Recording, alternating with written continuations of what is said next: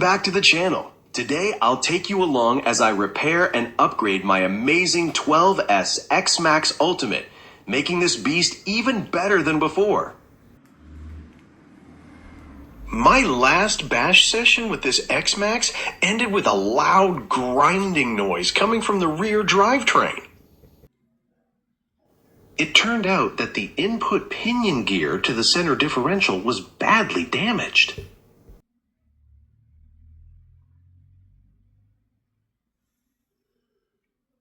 This gear, which drives the rear differential, passes through a bearing at this point. As I inspected everything more closely, I noticed there was quite a bit of play in the shaft. That doesn't seem right, and it may have been one of the reasons why the input pinion gear ended up getting damaged.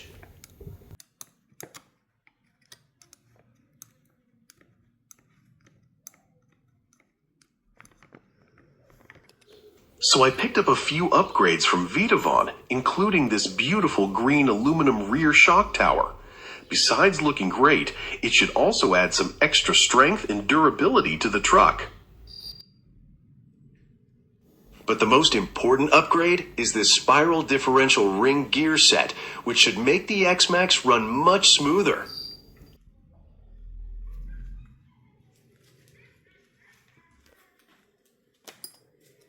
Unfortunately, I ordered this cover for the front instead of the rear. I've now ordered the correct one, so while I'm waiting for it to arrive, I'll continue with the front end.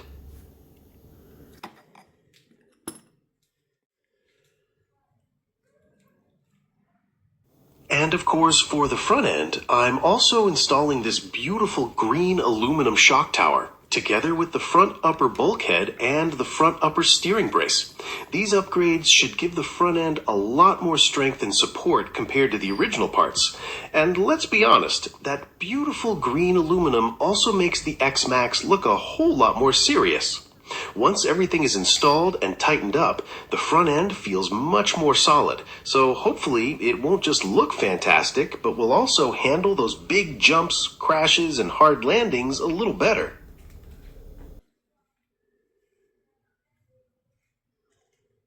I also bought something pretty cool for my workshop, an electric height adjustable work table. With the push of a button, I can easily raise or lower the table to exactly the right working height.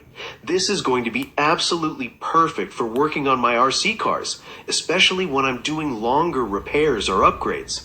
No more constantly bending over or working in an awkward position. I can simply adjust the table to the perfect height and get to work comfortably. And let's be honest, when you're spending this much time working on RC cars, a proper workbench is definitely not a luxury anymore. Alright, let's start with the differential gear. But before we can actually get to it, there's quite a bit of stuff that needs to be removed from the front end first. So step by step, I'm going to take everything apart and clear the way until I can finally get to the differential. It may look like a lot of work just to replace one gear, but with the X-Maxx, you sometimes have to remove half the car before you can get to the part you actually want to work on. That went pretty quickly. I've now got everything opened up and I can finally reach all the parts one need without having to fight my way through the front end. And there's actually another little surprise. It turns out the front shock tower was already broken, so the new replacement shock tower couldn't have arrived at a better time. I definitely didn't know it was damaged until I started taking everything apart. But as I mentioned earlier, the differential gearing is the first thing we're going to take care of. Before installing the new spiral differential ring gear set, I'm going to completely clean everything and remove all the old grease, dirt, and debris. That way everything is nice and clean before the new gears go in. And hopefully, this upgrade will give me a smoother and more reliable drivetrain. After that, we can continue with the rest of the upgrades.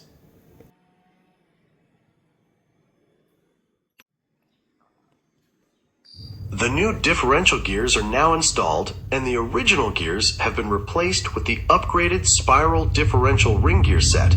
Everything is cleaned up, properly greased, and back in place. So that's another important part of the X-Maxx repair completed. Now it's time to move on to the next upgrade, the front upper bulkhead. Let's see how this one fits and get it installed so we can make the front end even stronger and more durable.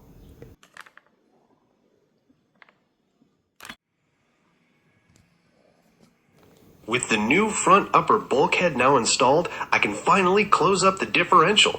Everything is sitting nicely in place, so I can put the diff cover back on and secure everything properly.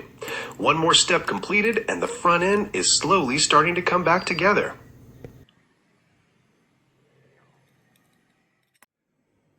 With that done, I've checked everything once again to make sure the differential turns smoothly and that everything is working and moving as it should. And now it's time for what is probably the biggest upgrade on the front end, this beautiful green aluminum front shock tower.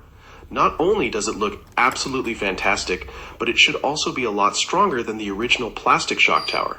Especially after discovering that the original one was already cracked, this upgrade is definitely coming at the right time. So let's get this beautiful green piece installed and give the front end of the X-Maxx a serious upgrade.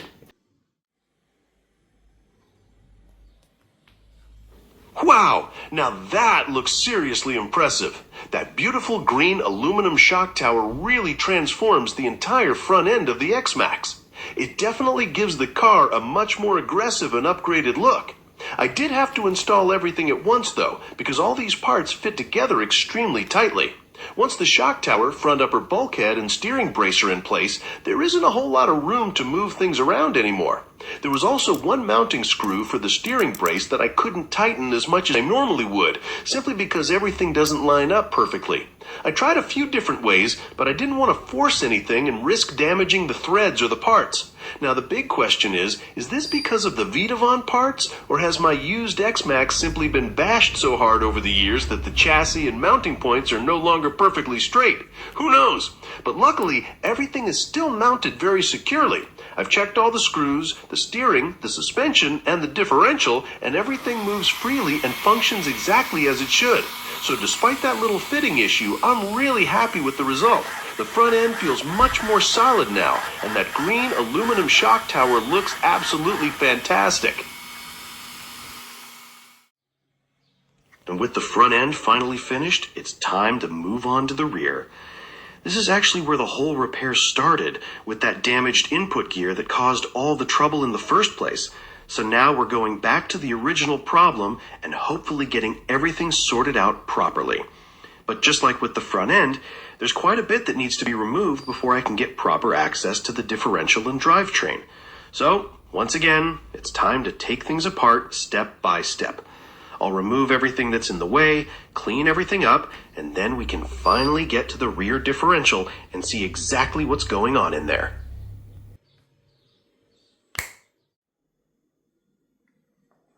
And now the rear end is completely opened up as well, so I have full access to everything I need to work on. From here, we're going to follow pretty much the same procedure as we did with the front. First, everything gets a thorough cleaning. There's quite a bit of old grease, dirt, and debris in here, so I want to make sure everything is clean before putting the new parts in. Once everything is nice and clean, it's time to install the upgraded spiral differential gearing. And with the new spiral differential gearing installed and everything cleaned up, it's time to move on to the next upgrade. And luckily, the correct rear upper bulkhead has just arrived. As you may remember, I accidentally ordered the front one twice, so I had to wait for this rear version to arrive before I could continue.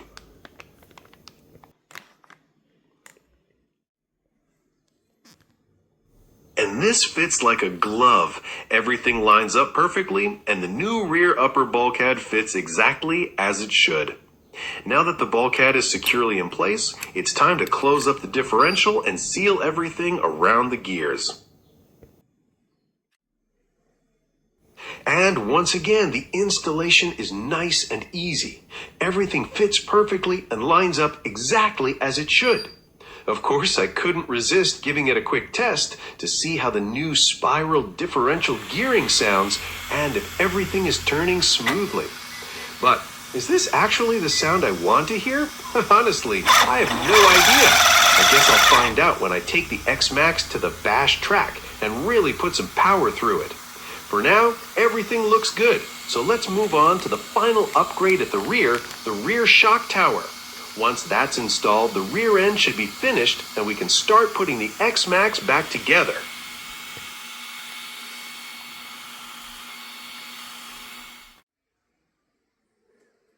Well, just look at this. All those beautiful green aluminum upgrades really make the X-Maxx look absolutely amazing.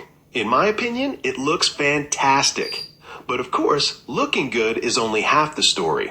If all these upgrades perform as good as they look, then I am going to be one very happy X-Maxx owner. And with an X-Maxx this beautiful, it definitely deserves some brand new shoes. Since I'm already very impressed with the Pro-Line MX43 Badlands tires, I decided to put a set on the X-Maxx as well. I really like the grip and the way these tires perform, so I'm very curious to see how they're going to behave on the much bigger and heavier X-Maxx. And of course, we can't forget about the looks. To match all that beautiful green aluminum, I'm fitting these green aluminum beadlock rings as well. They should make the wheels fit perfectly with the rest of the upgrades. So we've got new Pro-Line MX43 Badlands tires, beautiful green beadlock rings, and a whole front and rear end full of green aluminum upgrades. I have to say, this X-Maxx is starting to look absolutely fantastic. In my opinion, these look absolutely fantastic. The combination of the aggressive Badlands tires with those beautiful green aluminum beadlock rims really makes the whole setup stand out. Now, there's only one thing left to do. Get these new shoes mounted on the X-Maxx. I think I'm in love. This X-Maxx is looking so good right now that it almost feels like a shame to actually take it out and bash it. But of course, that's what it was built for, so we can't just leave it sitting on the workbench forever. First though, I want to put the body back on and admire the complete package. So let's get the body mounted and take a look at the finished result. All that beautiful green aluminum, the new Badlands tires, and those matching green beadlock rings. I have to say, this X-Maxx is looking seriously good. Now let's just hope it looks this good after the first bash. It's finally time for the big test, and I have to admit, I'm really curious to see how this is going to turn out. Do I actually have a problem with that strange sound coming from the differential gearing? Or was I just worrying about nothing? There's only one way to find out. Take the X-Maxx out and put some power through it. So let's see how the new spiral differential gears perform, how the X-Maxx feels with all the new upgrades, and most importantly, if that strange sound is still there. I'm about to find out.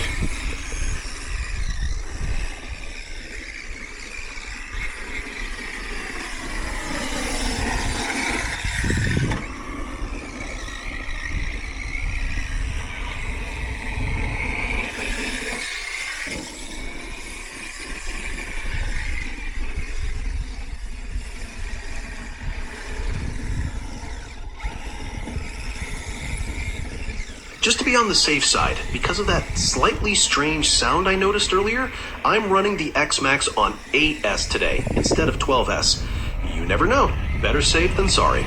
But I have to say, the X-Maxx is driving absolutely beautifully. It feels smooth, it's very easy to control, and even in the air, it responds really well and stays nicely balanced. And that's only on 8S, which obviously makes me think, should I just give it a try on 12S? Nope, let's not do that. That strange sound is still in the back of my mind, and I just don't have a good feeling about pushing it to 12S right now. And that's a shame, because the X-Maxx is performing incredibly well. It drives great, handles beautifully, and feels much more controlled than I expected. But for now, I'm going to listen to that little voice in my head and keep it at 8S. There's no point in turning a successful repair into another broken differential.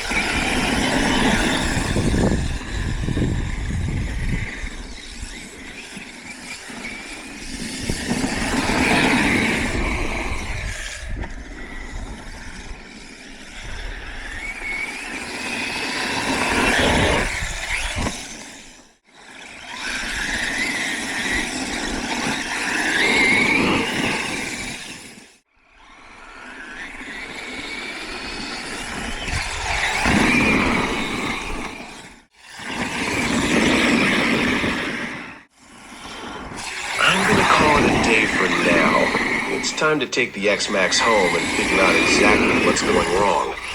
The strange thing is the heat. The motor and ESC temperatures are actually quite reasonable, so they're definitely not the problem. But the aluminum parts at the rear are absolutely boiling hot. They're so hot that you can't even touch them.